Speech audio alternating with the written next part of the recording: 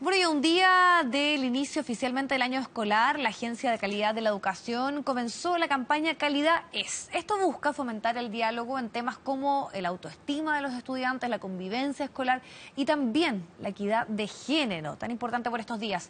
Vamos a conocer más de esta iniciativa. Nos acompaña el secretario ejecutivo de la Agencia de Calidad de la Educación, Carlos Enríquez. Gracias por acompañarnos, Carlos. Gracias a usted, Diana. Bienvenido, y es importante poder aterrizar un poco estos conceptos, cómo los están trabajando, porque una de las cosas que siempre se ha planteado como difícil en la evaluación que se hace de la educación en nuestro país es definir qué es calidad, por ejemplo. Exactamente, estamos apuntando en esa dirección. Trabajar calidad no es apretar tres botones, mucho más complejo. Y lo que nos demandan los apoderados, los ciudadanos en esta reforma en marcha es cómo lo construimos. Y el año pasado hicimos una invitación, el Ministerio de Educación y la Agencia de Calidad, a tener diálogos por la calidad. Y en ese sentido, las comunidades escolares, la importancia del protagonismo de los estudiantes, la participación de los padres apoderados, los mismos profesores y los directivos, dijeron que era calidad para ellos. Y hoy día esta campaña finalmente, Calidad es, pretende que en definitiva todos los actores de la sociedad civil, distintas organizaciones, las comunidades escolares, reflexionemos para que en definitiva nos demos cuenta que aquí se puede marcar la diferencia, obviamente en la sala de clase, con mejores clases, más desafiante, con mayor autoestima, esperando lo mismo o el máximo de niños y de niñas, pero también con las actitudes, con el ejemplo que finalmente colocamos todos los adultos. Por tanto, esta es una campaña finalmente en concreto cómo desplegamos todos los talentos de nuestros niños.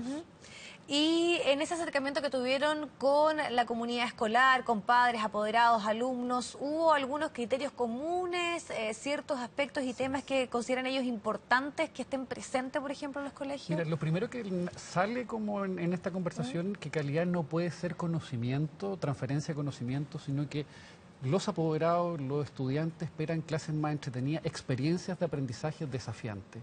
Y en ese sentido, aquí hay varios como distintas frases que hemos ido acuñando en términos de lo que salió. Primero, que queremos que todos los niños aprendan el máximo, independiente de donde estén. Hoy día nuestros datos es que los grupos socioeconómicos altos, el 70% de los estudiantes logra el estándar adecuado, mientras los grupos socioeconómicos más bajos, el 20%. A las niñas les va mejor en lectura que a los niños en matemáticas, que pasa mucho por los estereotipos, por decir algunos ejemplos. Y bueno, lo que nosotros estamos tratando de invitar en esta reforma en marcha y con esta campaña de calidad es cómo en todos los colegios somos capaces de llevarlo esto en concreto. ¿Qué es lo que quiero decir?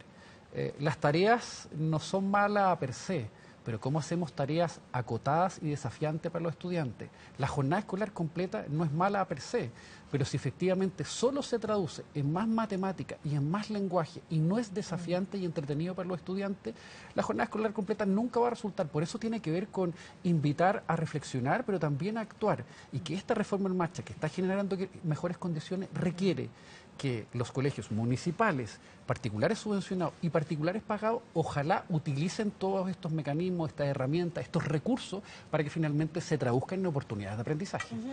Ahora, ¿cómo trabajan ustedes? Porque también hay ciertos datos que muestran la diferencia que existen en distintos colegios municipales. Los que están en comunas más acomodados siguen teniendo mejores resultados que otras comunas donde hay dificultades que muchas veces son mucho más complejas de trabajar que lo que puede ocurrir respecto a ciertas cosas que uno asume como normales dentro de los colegios, el tema de la convivencia escolar, etcétera. ¿Cómo entonces se puede hacer el trabajo sin dejar de lado tal vez esos colegios que más necesitan recursos, orientación, porque claramente están en una desventaja frente a otras instituciones? Mira, por eso nosotros como agencia de calidad hemos planteado que el debate no es en sacarle los patines a uno y ponérselo a otro, sino que todos tengan patines. ¿Qué quiere decir esto? En esta reforma en marcha, ojalá que les vaya bien a los que tienen mejores oportunidades, porque incluso comparado con otros países, a nuestros niños que son más favorecidos o de incluso colegios particulares pagados, comparado con otros, tienen más bajos resultados. Por tanto, ¿cómo desplegamos en ellos esos talentos? Pero que esta reforma en marcha tiene, y como país teníamos un compromiso ético, moral, de poder invertir en los que menos tienen.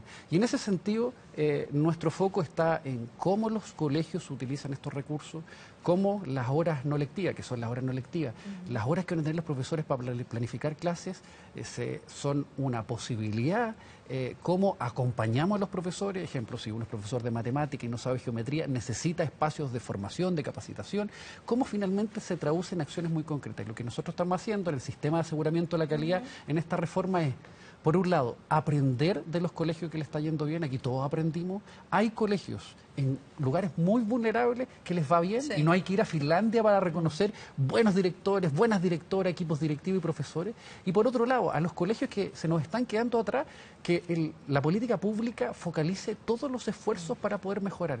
En ese sentido hay un sentido de urgencia con esta ley del sistema de aseguramiento de la calidad.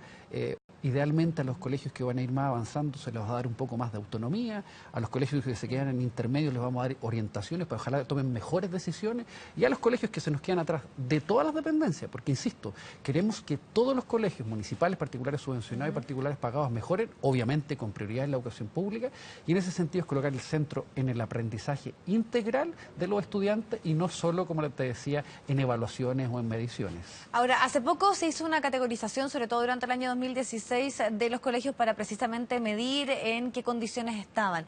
Y se dio a conocer una cifra hace algún tiempo atrás un tanto preocupante en ciertas comunas donde el 40% de ellos estaba en calidad insuficiente o en ese rango más bien, para ser preciso. ¿Qué significa eso? ¿Cuánto tiempo tienen? Porque esto no tan solo se da en la región metropolitana, sino también en otras regiones de nuestro país para poder mejorar, y de qué forma ustedes van a poder ayudar a esos colegios a que puedan estar en una mejor categoría y no cerrar, que eso además también implica una dificultad muy grande para la familia. Es muy importante tu pregunta, Viviana, y a lo mejor solo detenerme en explicar. Antes realizamos evaluación a los colegios solo por el CIMSE. ¿Cuál es la señal concreta que estamos diciendo que calidad es más que el CIMSE? Y por eso tenemos indicadores de desarrollo personal, convivencia, autoestima, participación, equidad de género y más allá. Diciendo eso, incluso la evaluación nunca va a ser capaz de poder capturar el proceso de aprendizaje, que es mucho más complejo. Pero independiente de eso, ahora tenemos un indicador que también reconoce que en vulnerabilidad es más complejo para decir qué tan lejos estamos del esperado. ¿Para qué? Para que ojalá aprendamos de los buenos colegios, te insisto en eso, de los medios, los tratemos de orientar a mejorar, y los que se nos están quedando atrás seamos capaces de responsabilizarnos. ¿Qué quiere decir esto? Que los esfuerzos del Ministerio de Educación, de los sostenedores, de la Agencia de Calidad y la Superintendencia van a estar concentrados en esos colegios para poder mejorar. Y por otro lado, ¿qué significa esto? Los colegios tienen 5 años de mejorar, nosotros les vamos a pedir como Agencia de Calidad un plan, los visitamos, y lo que queremos es no encontrar culpables, sino movilizar la mejora. Aquí necesitamos, para poder mejorar necesariamente hay que cambiar. Y en ese sentido significa mejores decisiones en los equipos directivos, mejor trabajo de los profesores. No significa que no estén haciendo trabajo, pero necesitamos cambiar para lo que no está resultando, hacerlo de otra manera.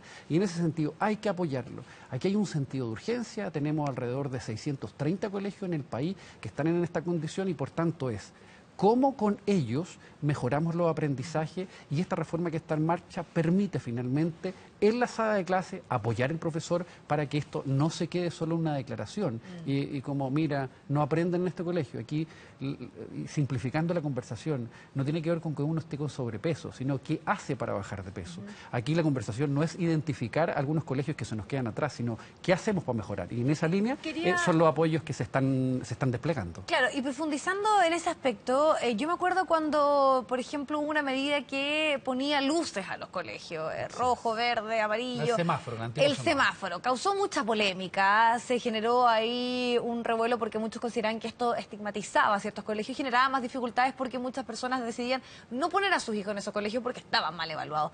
¿Qué diferencia hay con el trabajo que están haciendo ustedes y cómo precisamente no estigmatizar, no ir aislando ciertos colegios porque tengan un mal desempeño, y sobre todo porque se da una lógica que es súper perversa, que se repite que en las comunas tal vez de menos recursos están precisamente esos colegios? 3 elementos. Primero, que esta evaluación da un paso en que esto no es solo lectura y matemática, es una mirada más integral. Aquí hay una señal concreta, insisto, la evaluación nunca es capaz de capturar el proceso de aprendizaje, pero que esto no es solo las asignaturas tradicionales. Por tanto, no queremos que los colegios entrenen, no queremos más horas de lenguaje y matemática, incluso haciendo un paréntesis, porque incluso en PISA, en el CIMSE o en TIMSS, en prueba internacional, está comprobado que el estudiante incluso tiene más deporte, música, cultura, por decir un ejemplo, le va mejor incluso que en matemática y lenguaje. Círculos virtuosos que no se contraponen, sino que buscan la integralidad.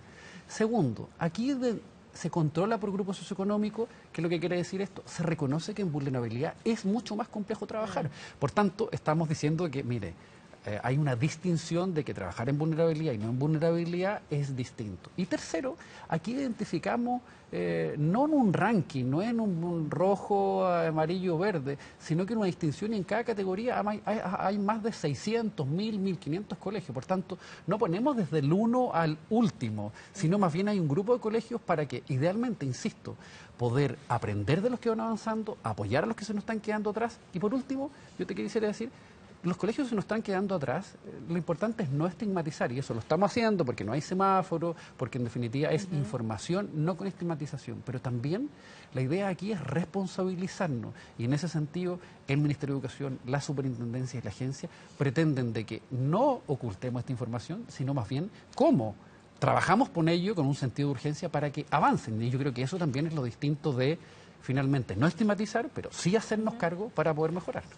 Ok, bueno, muchísimas gracias por acompañarnos, por entender un poco más todo este proceso de poder finalmente definir qué es calidad, que para muchos sigue siendo tan complejo. Bueno, y la invitación, Viviana, es que con el hashtag calidad es, todos pueden opinar, de poder colocar su aporte en esta línea, y también desde la evidencia que incluso como cuando los colegios trabajan no solo lectura y matemáticas, sino que música y deporte y la integralidad son círculos virtuosos finalmente para que nuestros niños aprendan más y mejor. Ok, perfecto. Muchísimas gracias, que esté muy bien.